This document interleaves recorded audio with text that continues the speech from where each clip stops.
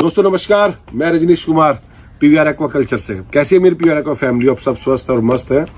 दोस्तों इस वीडियो में हम बात करेंगे हमारी कंट्री में पीएमएसवाई में तकरीबन 10,000 आरएएस पूरी कंट्री में लगे हैं, लेकिन बहुत ही चुनिंदा या बहुत ही कम काउंट में वो सक्सेसफुल है, रनिंग है, जो कि मेरी नॉलेज में है कि क्योंकि मैं बहुत सारे विजिट किया हूं, मोर देन 50 से 60 मैंने खुद विजिट करे हैं, तो कहीं पे भी कोई सेटिस्फैक्टरी कल्चर यहां मुझसे कहें वो रनिंग आरएएस मुझे नहीं मिला है। तो एक जगह डिस्कस हो रहा था, एक भाई की क्वेरी भी थी कि क्या मेजर चैलेंजेस है। देखिए RAS technology wise is good, वो यूरोप यूएस में आज से नहीं 50 साल से चल रहे हैं, मोर देन 100 साल हो गए होंगे, वो सब हाई लेवल की फिश कर रहे हैं, वो भी एकदम राइट बात है। आपको यूट्यूब पे बहुत सारी वीडियोस मिलेंगे, आप यूएस यूरोप या ऑस्ट्रेलिया के कहीं के भी आप सेमिनार्स अटेंड करेंगे तो वो जब हम ग्लोबल बात करेंगे तो आरएएस पे मेजर बात करेंगे, लेकिन वो इंडिया में ऐसा क्यों नहीं हुआ, क्या रीजन है?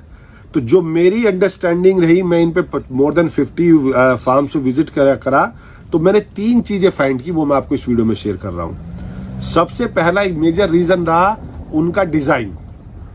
जो उनका डिजाइन है वो सबसे बड़ी प्रॉब्लम है। किसी भी एंटरप्रेन्योर, किसी भी फार्मर को जिसने आरएस लगाया है, उसको ना फ्लो रेट पता है, ना उसको हाइड्रोलिक वाटर टाइम पता है, हाइड्रोलिक शिफ्टिंग कितनी होगी, वाटर सर्कुलेशन कितना होगा, इनके लिए कितने इंच का पाइप चाहिए, आउट के लिए कितने इंच का पाइप चाहिए, स्टॉकिंग डेंसिटी कितनी होनी चाहिए। ये सबसे बड़ा चैलेंज लगा मुझे। ड्रम फिल्टर कितनी कैपेसिटी का होना चाहिए, उसके अंदर कितनी आपकी मैस होनी चाहिए, बायो फिल्टर कैसा होना चाहिए, ओजोन फिल्टर कैसा होना चाहिए। जो सबसे बड़ा चैलेंज लगा मेरे को, वो एक डिजाइन का बहुत बड़ा फैक्टर लगा कि जो one of the major reason है अनसक्सेसफुल होने का। दूसरा मेजर रीजन मेरे को लगा कि हमारी इंडिया में स्पेसिफिक फीड नहीं आ रही इसका, क्योंकि जो एक आरएस सिस्टम है उसमें आप जब एक बार फीड खिलाते हैं ग्रोथ के लिए, वो एक कॉस्ट है फीड की, और उसी जो वेस्ट होता है एक्सक्रीटा आप उसको बाहर निकालते हैं, वो भी आपकी एक कॉस्ट है। तो आपको 2 बार सेम चीज के लिए पैसे खर्च करने हैं। तो स्पेसिफिक फीड फॉर आरएस वो हमारे यहां पे नहीं है, जो कि एक मेजर चैलेंज है हमारा आरएस में। तो हमें स्पेसिफिक फीड चाहिए। अगर हम उसको इंपोर्ट करते हैं किसी भी यूरोपियन कंट्री से, तो वो इतना कॉस्टली हो जाता है कि हमारे यहाँ पे उसका प्राइस नहीं मिलता, जो सबसे बड़ा मेजर चैलेंज है। तीसरा जो सबसे बड़ा मेजर चैलेंज मुझे अनसक्सेसफुल आरएएस का लगा, हमने उसमें आरएएस स्पेसिफिक मछली भी नहीं पाली।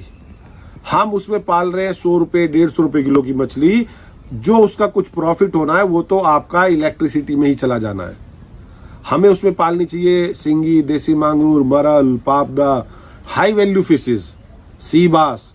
अगर हम ऐसी मछलियां पालें और हमारा डिजाइन परफेक्ट हो और आरएस स्पेसिफिक फीड अवेलेबल हो, तो हमारे 100% आरएस सक्सेसफुल होंगे।